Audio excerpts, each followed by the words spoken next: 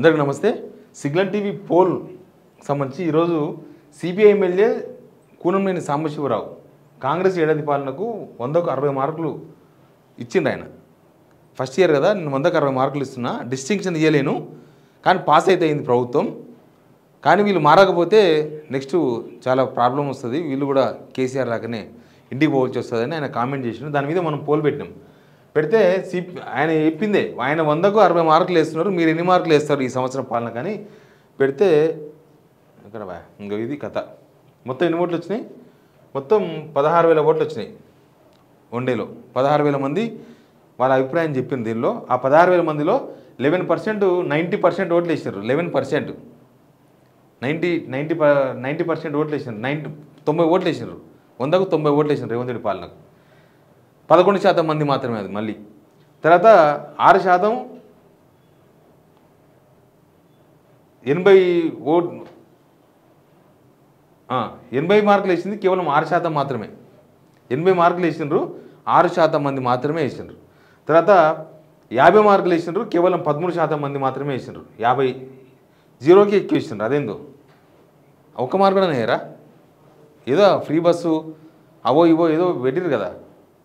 కనీసం ఆయన రోజు ప్రెస్ మీట్ పెడుతున్నాడు. ఒక ముఖ్యమంత్రి నెలలో ఒకసారో 2 సార్లు మాట్లాడితే అబ్బా ఈయన ఏం మాట్లాడుతున్నాడు, ఈయన ఏం చెప్తాడు జనాలకు అని కొంత మన పుష్ప టూకునంత ఎదురుచూపులు ఉంటాయి.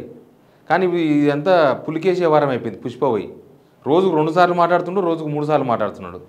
ఆయన అందుకే జీరో వచ్చినాయి. కనీసం అన్నిసార్లు మాట్లాడినందుకన్నా కొన్న వేసేది ఉండే. జీరోకే 70% వేసినారు. అదేందో మొత్తం 144 కామెంట్లు వచ్చినాయి. 144 ఆ కామెంట్లు కూడా చూద్దాం. అన్నీ చదవలేను కానీ కొన్ని ఇంపార్టెంట్ అయితే చదువుతా. పవన్ కుమార్ అన్నగారు, అసలు ఈయనకు మార్కులు ఇవ్వడానికి సంవత్సరంలో ఏం డాష్ మార్కులు ఇవ్వాలి. ఓకే, తర్వాత జీరో కూడా సిగ్గుపడుతుంది మన గుంపు గారు చేసే పనులకు. తర్వాత కమ్యూనిస్టు కామ్రేడ్లతో ప్రజల గురించి ఆలోచన మర్చిపోయి అధికార దానంలో పడ్డారు. కోణం లేని సాంబశివరావు మాట్లాడింది ముమ్మాడికి తప్పే. కమ్యూనిస్టు జాలాలు కాదు కాంగ్రెస్ జలాలు కనిపిస్తున్నాయి. కమ్యూనిస్టు భావాజాలాలు కాదు కాంగ్రెస్ భావాజాలాలు కనిపిస్తున్నాయి అంటే దానిలో మిక్స్ అయిపోయిన వీళ్ళని చెప్తూ ఉన్నారు. తర్వాత మల్లారెడ్డి అంటే ఎవరైనా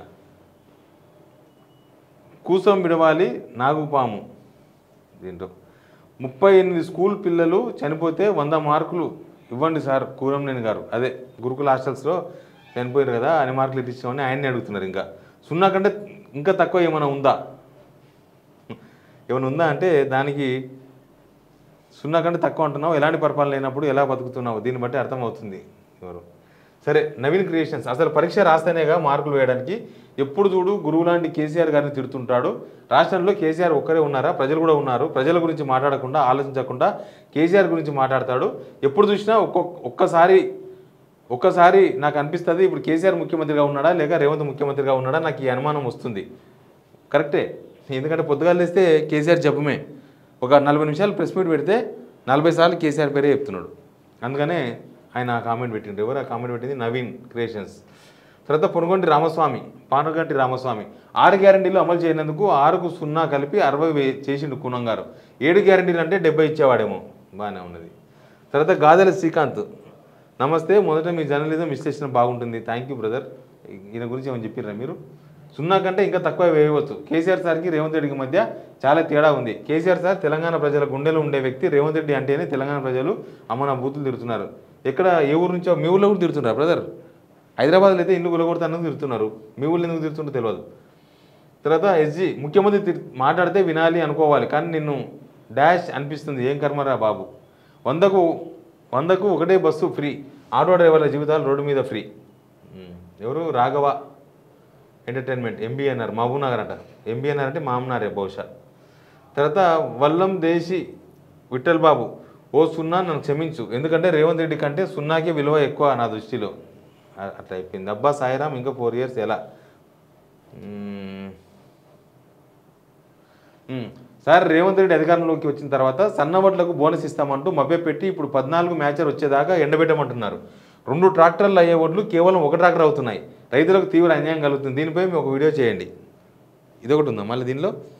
అవుతుందా? 2 ట్రాక్టర్లు 1 ట్రాక్టర్ అవుతుందంట మ్యాచర్ కోసం ఎండబెడితే. అట్లా ఇంకేం లాభం అని అడుగుతున్నారు ఆయన. ఎవరు? అశోక్. తర్వాత శివ. కాంగ్రెస్ వచ్చిన తర్వాత సంవత్సరంలో ఎవరి జీవితాలు మారలేదన్నా నాకు తెలిసి మారిందల్లా ఒకటి, వేస్ట్గా యాడ్ ఇవ్వడం, పేపర్లు సోప్ టాప్ చేసుకోవడం, పేపర్లు యాడ్ ఇచ్చి డబ్బులు వేస్ట్, అదొకటి మారిందని చెప్తున్నారు శివ 4 సాకెట్ అనేది. పిఆర్ స్టాండ్లు చేసుకోవడం అలాంటివే అన్న. ఈ సంవత్సరంలో చేసిన అప్పు లేకుండా పోని, అంత అప్పులు చేసి ఏమైనా పథకాలు ఇచ్చి రాలేదు. ఆ పేపర్ యాడ్లకు, ఈవెంట్లకు, పబ్లిక్ మీటింగ్లకి డబ్బులన్నీ అయిపోయినాయని రాసిన ఆయన. తర్వాత రామచంద్ర రెడ్డి. ప్రస్తుత గవర్నమెంట్కి ఎన్ని మార్కులు ఇచ్చినా తక్కువనే, 2 లక్షల రుణమాఫీ కుటుంబానికి అని చెప్పి సరిగా అమలు చేయలేదు రామచంద్ర రెడ్డి. ప్రిన్స్ 0 ఇస్తే 0 కూడా హట్ అవుతుందంట. తర్వాత యాదయ్య పంకర్ల. రాష్ట్రానికి సంపద సృష్టించే పని ఒక్కటి కూడా జరగడం లేదు. ఎగ్జాక్ట్లీ. తర్వాత చాలామంది కాంగ్రెస్ పార్టీ అభిమానులు, పర్సనల్ రేవంత్ రెడ్డి గారి అభిమానులు కూడా చాలా డిసప్పాయింట్గా ఉన్నారు. ఎంతో ఊహించుకొని ఉన్నారు. ఇక్కడ అనుభవరాహిత్యం స్పష్టంగా కనబడుతుంది. వీర్లపాటి రమేష్.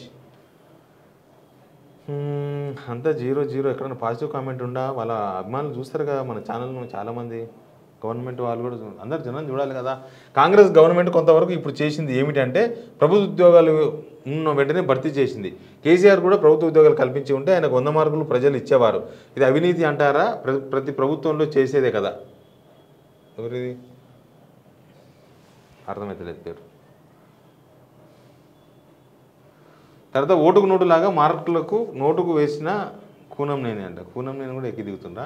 సాంబశివరావు గారు రాబో స్థానిక ఎన్నికల కోసం 420 మార్కులు వేస్తారు. అవునా? ఉన్నది పోయేదాకా మార్కులు వేస్తారు. రేవంత్ రెడ్డి ఇన్నర్ ఫీలింగ్, అబ్బా ఈ మార్కులు వేయడం ఉండుంటే బాగుండు, మనం ఏం చేసినా మార్కులు వేయడానికి ఎవరు ఉండరు.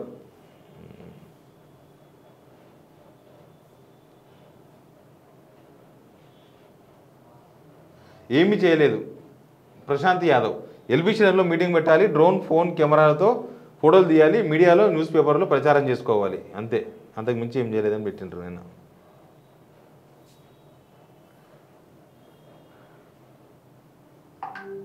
నువ్వు ఎందుకు అన్నా కాంగ్రెస్ గురించి మాట్లాడాలంటే గవర్నమెంట్ ఉంది కదా బ్రదర్, వాళ్ళ మీదే మాట్లాడాలి. గవర్నమెంట్ ఉన్నప్పుడు ఉండాలి కదా.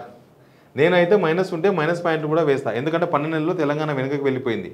ఈ పనికిరాని పాలన, చేదగాని ప్రభుత్వం వల్ల నేను కాంగ్రెస్ పార్టీ వాడిని, కాంగ్రెస్ కార్యకర్తనంట జి కృష్ణ. నా ఓటు పొన్నం ప్రభాకర్ అన్నకు వేసిందంట ఆయన.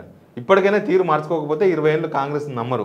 పొన్నం ప్రభాకర్ ఓటర్ అంట చూడు, మినిస్టర్ హుస్నాబాద్, ఓటు కూడా వేసినా అని చెప్పుకుంటుండు పాపం ఆయన కృష్ణ. సరే, ఎనీవే మొత్తం 150 మంది అందరికీ కృతజ్ఞతలు. మీ రెస్పాన్స్ ఇచ్చిర్రు, ఓటింగ్లో పార్టిసిపేట్ చేసిండ్రు.